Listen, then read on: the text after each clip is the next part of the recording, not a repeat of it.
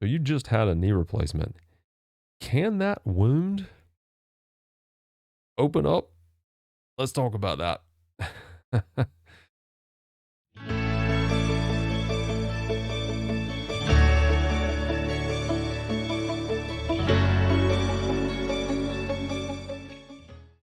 What's up, y'all? This is Carolina Doc PT. And can a surgical incision, can your knee replacement that was closed by your surgeon just open up? Okay, let's talk about that. I recently had a patient that had that as a concern. It was actually a great fear of theirs. And one of our PTAs wound up talking a lot about this subject with them, not realizing that it was a great fear. And I I got a complaint, of course, probably as expected. So let's discuss this. All right. So, can a surgical incision that has been closed by your surgeon reopen? The answer to that is yes. I don't say that to scare you. Okay, so I have people sometimes that will leave comments, you're scaring people. I am not trying to scare you with this video. I am trying to inform you. Okay, I'm just trying to educate, because if I inform you, if I educate you, then you learn more about it, and then you realize there was nothing really to fear here, and so then that helps. All right, so that's the intent of this. That said, you're probably going to think I'm scaring you. Yes, a wound can open up like that. It is there.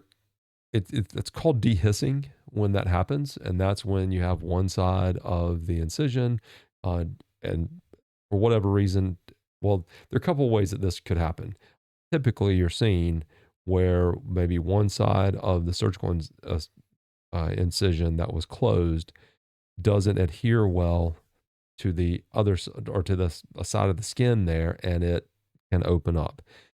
We see it a lot of times because, especially in home, like for physical therapists in home health, we'll see it a lot of times when the PTA is going out to do the surgical staple removal. During that visit, which it's probably 50-50. Sometimes surgeons want you to go back to their office because of concern of this type of a thing happening. Sometimes surgeons, they realize this is rare, it doesn't happen a lot, and so they are not that concerned about it, and they'll have us as a physical therapist in home health do that. Well, typically those are going to be the PTAs that are doing those visits. Um, it's just, I won't go into why that is, but that just is the reality. Now, your PTs can do it, and oftentimes do, but in general, it's going to be the PTA that's removing your staples, um, if you're in home health. And sometimes that, if it's not a failure of when people think about it, I think they think of it like a zipper opening, and that it's like, well, the staples busted, or something, the sutures came undone, or the glue just opened up.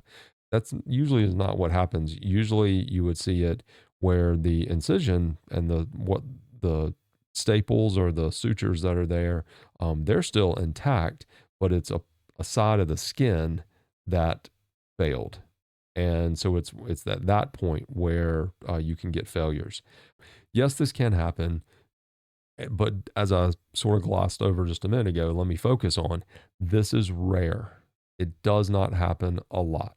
Okay. It happens in general about 3 to 5% of the time. If you have a very skilled surgeon, that percentage is probably much, much less. You know what I'm saying? So there are a lot of variables, a lot of factors going into this. The reasons behind why this happens, some are underlying, and that's going to be for patients who say, I have diabetes.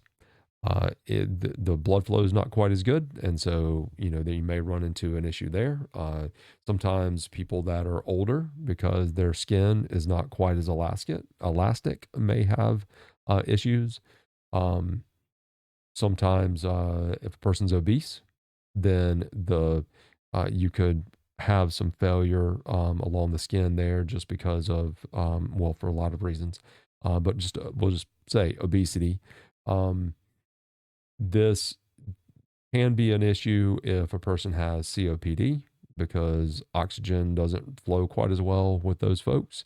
There are several medical um, comorbidity problems, we'll say, or just comorbidities that could lead to this kind of a problem. So, if you are concerned about this, like my patient who I was referring to at the beginning, you should talk about this with your surgeon. Your surgeon is going to know very well, much better than us PTs, about all this and will be looking out for that himself or herself. Okay. So rely on your surgeon, discuss this with them. It is rare, it doesn't happen a lot, but it can happen. So, as far as the medical side, discuss it with them. Now, on the PT side, aggressive physical therapy, especially done very early on, can facilitate this happening. Okay. Um, so we talk about doing the exercises, we talk about needing to do hard work. Um, but it should be noted that we're talking gentle within tolerance. So that's I made a video a, well, a few weeks ago that was about that I don't like when physical therapists just will push on a knee to try to get range of motion, to try to get flexibility in the bending of a knee. I also don't like it when they're straightening, for that matter. But this is partly one of the reasons why, because as I said in that video, which I'll link to this, that you don't know where, when you're pushing like that, you are grossly bending a patient's knee. You don't know precisely where that force is going to be targeted and focused on. Can that potentially dehiss and open up a surgical incision? It absolutely can. As I say, it's rare, and it's not something that really you even should be concerned all that much about. But could aggressive physical therapy like that lead to that as a potential? It can. Usually, and that's why when I'm working with patients, I want them to go to their end range. It is really important that you do touch that end range when you're working on your range of motion exercises. But I generally will tell patients to just touch up against it. Okay. We're not trying to make you, cry. We're not trying to like push through, like a figurative wall and bust that. What I'm talking about patients doing is pull back until they touch up against that resistance. They're just feeling that. Hold that for generally, I'll say about 5 seconds and then release it. Okay. So I feel like with my patients, as I say, I've never experienced this as an issue with a patient of mine. I have had patients in our practice that have experienced this with other physical therapists. Um, but I find if you are gentle and just work kind of gradually into that a restriction that is there after having had a knee replacement, that you just eh, are much better off. Okay. You don't want to force things. Forcing is never a good word, or is never a good thought process around trying to gain range, which was the whole part of the whole point of that other video. Um, you also can experience this. I don't know if my lab is working. I don't know if you hear that. They, you can also experience this um, if you happen to have a fall. Okay. So that is where it is so important that after you've had a knee replacement, that you're using assistive devices and using them appropriately.